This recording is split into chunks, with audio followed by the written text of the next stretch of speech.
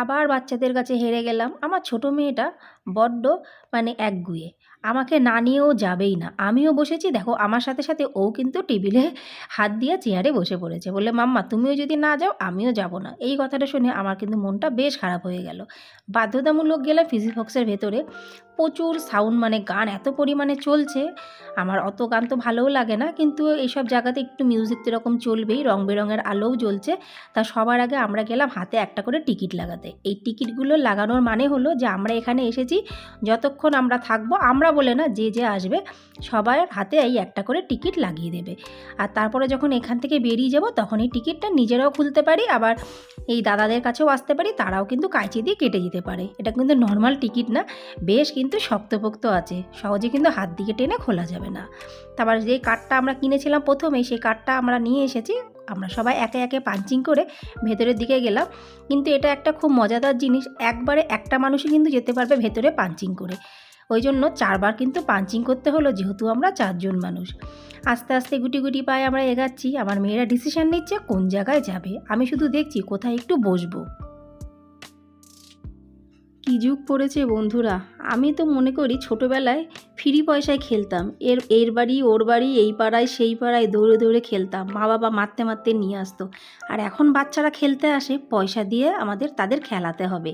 মানে যুগটা পুরো পাল্টে গেছে। এসব কথা যখন আমি আমার মেয়েদের সাথে বলি, তখন আমার ছোটো মেয়েটি বলে, "মাম্মা ওই জামানা গেছে, এখন আর ওই জামানা নেই।" সত্যি গো, আমরা কি তাহলে এতটাই বয়স্ক হয়ে গেলাম গো বন্ধুরা? আমার তো মাঝে মাঝে সেই কথাটাই মনে আসে। আর এই ছোট্ট বাচ্চাটা দেখো কিছুই করতে পারছে না, তবুও এই মেশিনটা রীতিমতন ঘুরিয়ে যাচ্ছে ওই মাছটাকে ভালোভাবে ধরার জন্য। কিন্তু ফিজিফক্সের একটা জিনিস না বললেই নয়, যেটা আমার ব্যক্তিগতভাবে খুব ভালো লাগে। এখানে শুধু যে বাচ্চারা খেলা করে তা না, ওই একই কুপনের মধ্যে কিন্তু বাচ্চা থেকে বয়স্ক, বুড়ো বুড়ি, মিডিল বয়স সবাই কিন্তু খেলতে পারে। আর এই জিনিসটাই কিন্তু আমি খুবই ভালো, মানে আমার ব্যক্তিগতভাবে এই জিনিসটা আমার খুবই ভালো লাগলো। কেন কি, আমরা সিটি সেন্টারেও বহুবার গেছি, অনেক অনেক জায়গা আছে যেখানে শুধু বাচ্চারাই খেলতে পারবে, কিন্তু ফিজিফক্সে দেখছি এখানে ছোটোদের খেলার, মানে ছোটোদের যে খেলার অপশানগুলো সেগুলো বড়রাও খেলতে পারবে, বড়দের অপশানগুলো ছোটরাও খেলতে পারবে, কোনো বাধ্যবাধকতা নেই। লাস্টবারও আমার মেয়েরা এইটা চালিয়েছিল, এই যে আগুন নেভানো জল দিয়ে, আর এবারও করলো।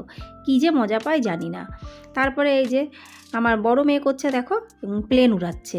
কিন্তু আমি দুটো জায়গা দেখলাম যে দুটো খেলনা আমি খেলবো, মানে দুটোতে আমি চালাবো। এক হলো কার ড্রাইভ করব, অন্যটাতে হলো গাধার উপরে বসবো।